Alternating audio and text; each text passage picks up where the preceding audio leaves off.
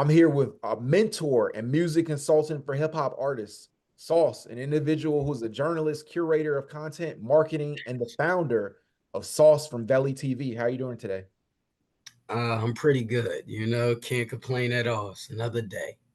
Man, thank you so much for taking the time. Like, I was telling you like before we started recording, like I follow you on Twitter and like, I enjoy like, the posts that you post like on a regular basis. You give like artists like, advice about music and like, you keep it real, man. You always keep it a buck. And how did you like get into like, music marketing, like, journalism, all the things that you do? Well, it's so funny, it has a little bit of realism in it, but growing up, always, everybody wanted me to do this, do that, do this, and that. And it was just watching what everything and how everything was going on. And I always said to myself, I want to have my own blog. I want to have my own company. I want to write for myself. I want to do all these things for myself. So I started marketing, but I started in entertainment and movies. And I kept it going for about 2, 3 years.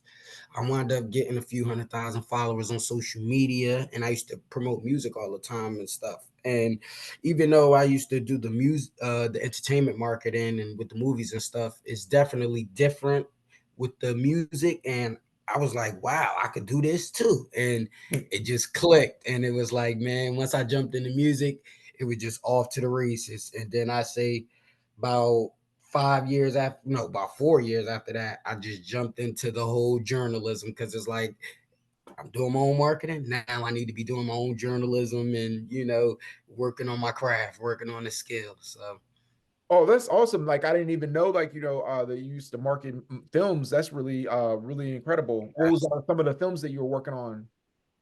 I worked on this it was a film on 9/11 independent. A lot of them were independent. I worked on this independent 9/11 movie, an independent Christmas movie, and this other movie was about heartbreak. I was young. I was young. Hey bro, I'm 26 now. This is when I was Yeah, 15, 16, yeah. So it's like Oh man, I still you started early grinding. Oh yeah, man, early, and that's so crazy because me and my mom, we was looking at my contracts and stuff the other day, and like the books and stuff, and I was like, man, this was time ago, but this is crazy how I really worked on this film, and it got the budget, how much we should be making, and when it hits the theaters and stuff like that, and the 9/11 movie never went to theaters, so but it was definitely fun. I learned a lot. Man, you really made a name for yourself though in hip hop. I feel like it's a genre where we don't really give credit, like flowers to the people and stuff like sometimes who are giving information and like you provide services to artists. You make it clear that you're not a charity. So for any artist like what I mean and stuff, everything like Mhm. who's this interview, like hit them up. Like you got to have a budget. You know what I mean? So like can you talk about that? Like artists not like, necessarily being willing to invest in their career. See, okay, I read a lot of books, and what I realized too, it's a duality in everything. And I always say it's not even that artists don't want to invest or want to invest in themselves. It's just they're constantly doing, and then money is going out, going out, going out, going out. And it's like, what do you tell an artist if he spent $1,000 about 20 times and he hasn't really made no money? Of Yeah. course he's going to be resistant to, man, I gotta spend $1,000 again. I gotta spend 1,500 again. And it's like I tell artists all the time, Kobe has a favorite quote of mine, and Kobe talks about, when you in practice, don't worry about the hours. You got to worry about being mentally there. And I feel like a lot of these artists, that's why I started the Sauce community and got artists back. When we do marketing, when we do these things, you have to pay attention and be aware. I feel like so many artists just throw money at stuff now and don't pay attention. And they say they do, they don't throw money at it, promote it on social media a little bit, and then that's it. And it's like you miss the whole play. And Yeah. again, I'm always willing to work with artists, but I feel like they just need to have some type of structure of really wanting to do something, because chasing streams, I've helped a lot of artists get millions of streams, hundreds of thousands of streams. I mean, it's cool for leveraging, like I tell artists, but just to have it, if they're not paying you, why would you focus on it? That's like, if they're not, you should never complain. And for these artists that's complaining, that's full behavior, because they don't even have the business model, if people really look at it, to really pay artists. But artists is heavily invested in these things, and it's like, don't get me wrong, I understand with the investment and constantly money going out, but I had to figure out, and that's why I slowed down with the marketing, because it's like, yeah, I've been doing marketing for so long, and I know I'm good. I know I stand out, but I have to be real with myself. Marketers and so-called promoters is popping up every day. The fake stuff is popping up, and fake is outlasting the real right now. So I gotta preserve my realness and my energy, but still give artists more than what they bargained for. So it's like, now, like I said, I help artists when they come to marketing and stuff, but most of the artists that's in my community, they do their own marketing. Everybody does their own creating their pitches. They do their own ad campaigns. So it's like, yeah, if they do pay for marketing, people might pay me or somebody I know for expertise, but I don't want you paying for stuff that you can do yourself, that you need to learn how. Because I always tell artists, a lot of them in this situation, because they don't know anything. They only know what they're getting told. Have you done these things for yourself? Then you cannot talk about it. And I always say, man, even to my mom, everything comes back to self. People are so, well, society, they're trying to get far from self. So it's like, everybody knows, if you can't do it for self, you can't do it for nobody else. So just getting that into everybody's head is just crazy. But yeah, man, it's definitely got so many services for artists. And again, it's so much money in the music business, so much opportunities in the music business. And it's like, man, I just need the artists to build with, for real, for real. Yeah, you like, give some like incredible advice, like mistakes I made, like, when I was pursuing a career in music. And one of the things, like, that you talk about is like, why artists shouldn't pay for features from biggest artists, like, is basically being pointless if you can't properly promote. And it would be better to like, market that, like, and use that money, like, to market your music. Yes, yes. And that's probably, I've seen so many artists fail from that. And it's like, Yeah. man, I had an artist hit me up about 3 months ago trying to market. He had some big feature from a Chicago artist, and it's like, bro, listen, you don't even. I hate when everybody want to think they can get behind these rappers because they're stepping, or certain people. You have to step, and I say that can actually hurt you. And it's so A funny because, hundred, 100%. Yeah. So I tell you yes, my story. I got a song with a legendary hip hop artist, and like I did the song. I was excited. Like, I paid him for the feature and stuff there, whatever. Like I did the song, I got it back. So like I posted it, and like basically like, everybody was like, he killed me on that verse. Like he's like, he killed you. He was like, yo, like, and stuff like the reviews, he was like, he killed you. Then I did another song with like a popping artist from my city one time, and I got it on the site, but it was my song. I ended up getting it on Fake Short Drive, and Fake Short Drive though put it up like it was his song. It was like they promoted. They didn't even post my photo. Like, it was like they were promoting it like it's his song. So like, yeah. So like like I experienced that, like, myself. So like I could definitely like, say like, why that isn't like, a good thing to do. Like, I know like, sometimes there's anomalies, but like, for the most part, I've seen like a lot of other artists make that same mistake. So like I wouldn't advise that either for like artists. You know, don't uh get me look, don't get me wrong, right? Excuse me for my interruption. yeah. I don't believe in telling people what to do. Number one. Two, I'm not even saying don't do that. Be ready. That's all I tell her. Be ready. A lot are, oh, I want this, I want that, I want. Well, are you prepared for it? Are you ready? Because any major artist I get on a song on, I know, oh, I'm about to give him, if I'm not better than him, I'm about to give him a run for his money. If I know I'm a smoker, oh, I'm about to show his fans what's really going on this side. So it's like it's a it's a power move every time, you know. And I feel like a lot of artists there, everybody is more overly anxious and just wanting to do it rather than preparing themselves to do it, you know. So it's like, you didn't even take your time out. So it's like, yeah, you finished the song or whatever, but if you would have bodied him on this song, they'd have picked it up, because it's like, yeah, he went off, but who is this up and comer right here? He's crazy, and they sound like a good duo together.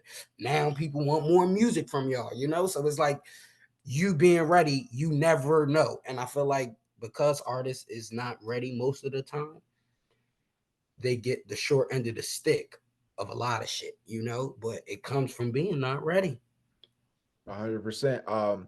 You talk about, family and friends, like, not supporting you in the early stage of business, and they show up like wanting discounts. Like, like I think it's a popular quote, like, the people that support you will most likely be strangers. Can you talk about that?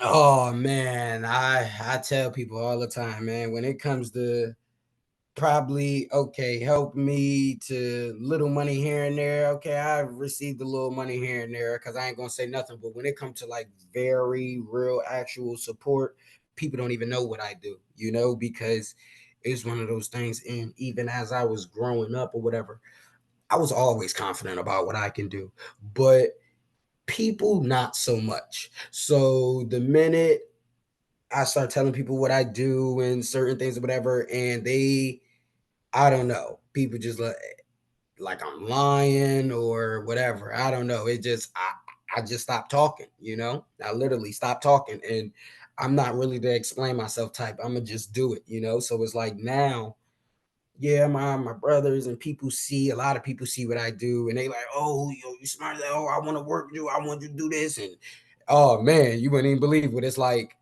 No, and I'm trying to get somewhere, and I've been needing help to get there, but I've been doing this all on my own for so long. And it's like now people coming out the woodworks finally seeing what I do, and some trying to jump on the team or whatever. But it's like, man, I done offered my hands and tried to extend myself so many times, tried to tell people, come on, come help me build this. Come on, come help me build this. I read, I know a lot of shit. So it's like, I know I'm gonna figure it out, and we're gonna make this happen. Everybody else, not so, not so much. And again, it goes back to what we said earlier when it comes to for self.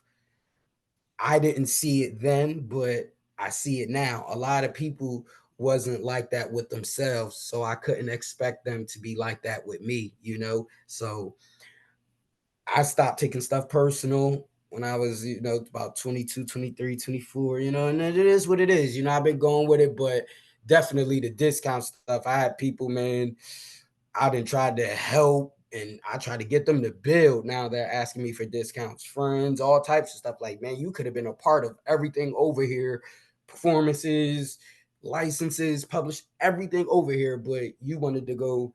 My friend played me out to take a picture with a celebrity, and it's like, I'm doing his PR campaign. We could do his another time, you know. So again, Yeah. You say that, like, your friend played you out, like, and that brings up a good point, because you talk about the difference between, like, having a hustle and building a brand. You know, what is that difference? what you say? Having a hustle and building a brand, you talk about, like, that difference, like, what is it? Yes. Oh, it's so crazy because I use my brand like I compare it to selling drugs sometimes, but I always tell artists, man, everybody is, they don't believe in this shit. They just hoping they could get them somewhere. Kind of like these guys when they sell it, but they don't believe in a shit. They just hustling something that'll get them through the day, the week, the month, or whatever. But when this is your brand, nobody has to tell you. Like, I've not only do I have my marketing company, I have my media company, I have the community as an artist, and is an artist discovering music education community, but I provided artists with all the tools and resources and opportunities that's in the music business and that I find. So it's like I'm looking out for their blind spots, because they don't have managers. There's a lot of artists out here, they're doing this on their own and it's hard for them. So I want to be the one, okay, listen, if you want to make some money in the business, which is possible because we help artists make money every year and stuff. So if you want to do these things, which are possible in the industry, they seem impossible. You can do these things, but nobody shouldn't have to tell you what to do. Nobody has to tell me anything, had to tell me anything. I know when I'm messing up on my brand. I know when I need to do more. It just, when you're a brand, the accountability is there, and it's like, because this is my brand. If something don't happen, whatever, I blame myself. And when it's a hustle, I feel like you blame the product or whatever it is. You don't really take be accountable rather than, oh, it ain't selling. Oh, that's just that and the market or whatever. No, did you ever think maybe it's your communication and how you're talking to people? So again, brand. Yeah, Sauce, man, I appreciate you because, like, you do some real research. I see, like, you talking about topics like I don't really see like a whole lot of like mainstream journalists covering like about music. And like one of them was the fact that Spotify is now being run by record labels and shareholders of major labels. Bailey Gifford and Company, who owns Tencent Music Entertainment, and T. Rowe Price owns 25.18 million shares of Spotify. Tencent officially owns 20% of Universal Music Group. They also have ownership of the Chinese version of Spotify, Apple Music, and stock in TikTok. Your thoughts about that? Man, I tell artists all the time, man, the labels is running the show. They have a lot of real estate out here. So don't, oh, the labels got everything. The labels got it. Yes, they're securing their investments and they're making sure that their investments are, do good, are solid, are decent. So, yeah, but again, this is why I tell artists you're fighting a monster, a multi billion-dollar monster. You have to move strategically. Everybody think it is. Again, the narrative is fair, equality. Right. Um, Everybody gets the same shot. It's always on the music, whatever. But as a realist, it's people, like I said with the real estate, they control these playlists. So before you get on there, yes, their 8 label artists is gonna get on there because they got an album coming at the end of the second quarter. So they about to run these singles through and stuff. So once you realize what be going on and how these companies are really, because don't get me wrong, these companies definitely have good ideas and I just feel like they're going about them the wrong way. And artists see these things late. Like I feel like artists get mad, creatives get mad. Nobody's ever really paying attention on these things just be happening. But labels running the show, man. Real estate. This is why I say digital real estate. Yeah, you were one of the first people I ever heard talk about like, investment banks buying up artist publishing, because according to MorganStanley.com, Cobalt announced on November 1st, 2023, they have a new partnership with investment funds managed by Morgan Stanley Tactical Value to invest more than 700 million to acquire music copyrights over the next few years. For people that don't know, Cobalt is like, one of the biggest music copyrights they own publishing is some of music's biggest superstars like Roddy Rich. Yeah, yeah. What are your thoughts about that? Music has always been a very expensive commodity, and I love it because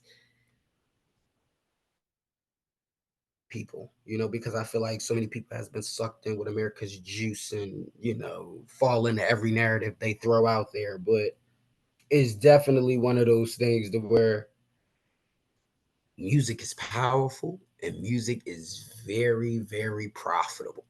And again, they're tricking artists out there music and power like it's not profitable. They're telling artists their music is not profitable. Just like I tell artists in the community, Everybody wanna, don't get me wrong, I love a lot of these marketing gurus or whatever, but all this post. Now, that's fine. But again, if you don't go everywhere, why are you posting all the time? If you don't, that's like saying you just want to be around anybody, or you just want anybody to see you. Or if you don't want just anybody to see you, don't just go around anybody, don't just talk to anybody. Why are you presenting yourself like that?